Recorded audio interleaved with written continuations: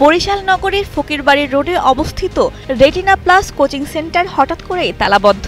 কোনো রকমের পূর্ব ঘোষণা ছাড়াই গত এক সপ্তাহ ধরে কোচিংটির পরিচালক ও শিক্ষকরা উধাও হওয়ায় বিপাকে পড়েছে প্রায় অর্ধশত নার্সিং শিক্ষার্থী।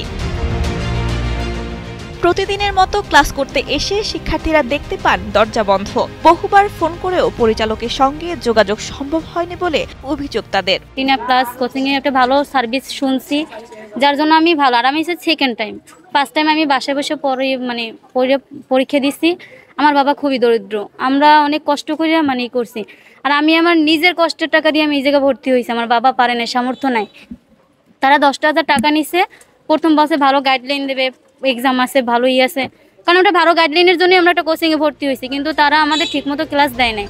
এমন পরিস্থিতিতে ক্ষুব্ধ শিক্ষার্থীরা 17 নভেম্বর কোচিং সেন্টারের সামনে অবস্থান নিয়ে প্রতিবাদ কর্মসূচি পালন করেন। তারা দ্রুত কর্তৃপক্ষের সন্ধান ও বিকল্প ক্লাসের ব্যবস্থা নিশ্চিত করার দাবি জানান। মোনালিসা হেভি ফ্লো 15 পিস প্যাকেটের সাথে 8 পিসের একটি প্যাকেট একদম ফ্রি।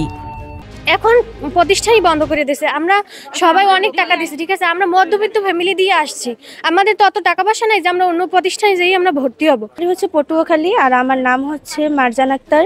আমি এই জায়গায় ভর্তি হয়েছি, আর এই কোচিং সেন্টারের নাম হচ্ছে কি retina plus. Retina plus coaching centre বন্ধ হওয়ায় শিক্ষার্থীদের মধ্যে দেখা দিয়েছে চরম অনিশ্চয়তা। দ্রুত সমাধান না হলে পরীক্ষার আগে তাদের প্রস্তুতিতে বড় ধরনের ক্ষতির আশঙ্কা করছেন অভিভাবকরা। রেটিনা কোচিংয়ে ভর্তি করছি, ওর বান্ধবীর কাছে শুনছি যে রেটিনা কোচিং অনেক ভালো। তারপর গত বছর নাকি অনেক মেধাবী চান্স পাইছে রেটিনা কোচিংয়ে, অনেক ভালো। এই চিন্তা ভাবনা করিয়ে মেয়ে দিছি যে ভবিষ্যতে উন্নত হবে। অনেক কষ্ট হয়েছে টাকা দিতে। তারা বলছে যে এখানে যত ছাত্রী ক্লাস করে সবাই রেটিনা কোচিংয়ে চান্স পায়।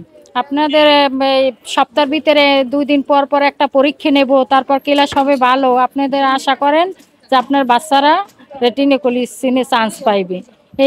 এই চিন্তা ভাবনা করে আমি অনেক আশা আকাঙ্ক্ষা নিয়ে আমার মেয়ের রেটিনা কোচিংয়ে ভর্তি করাইছি।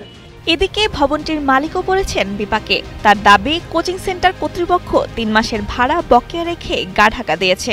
গত 2 মাস যাবত ও হঠাৎ করে আমার বাসা কিছু না বলে আমার বাসা 2টা একটা ভাড়া দিচ্ছে না।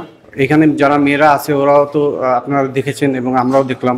এটা খুব মর্মান্তিক ব্যাপার যে ওদের কাছ থেকে টাকা নিচ্ছে, সে ক্লাস করতে পারে না। এটা আসলে অনেক দুঃখজনক ব্যাপার, এটা আমাদের কাছ থেকেও খারাপ লাগবে। অন্যদিকে রেটিনা প্লাস কোচিং সেন্টারের পরিচালক মোহাম্মদ আবু ইউসুফের সঙ্গে যোগাযোগের চেষ্টা করা হলে তিনি ফোন রিসিভ করেননি। পরীক্ষার আগে এই কোচিংয়ের উপর ভরসা করে প্রস্তুতি নিচ্ছিলেন শিক্ষার্থীরা। তাই রেটিনা প্লাস কোচিং সেন্টার বন্ধ হওয়ার রহস্য উদ্ঘাটন ও শিক্ষার্থীদের জন্য দ্রুত বিকল্প ব্যবস্থা গ্রহণ এখন সময়ের দাবি। জিয়াউল করিম মিনারের পাঠানো তথ্যচিত্রে ডেস্ক রিপোর্ট, কালের কণ্ঠ।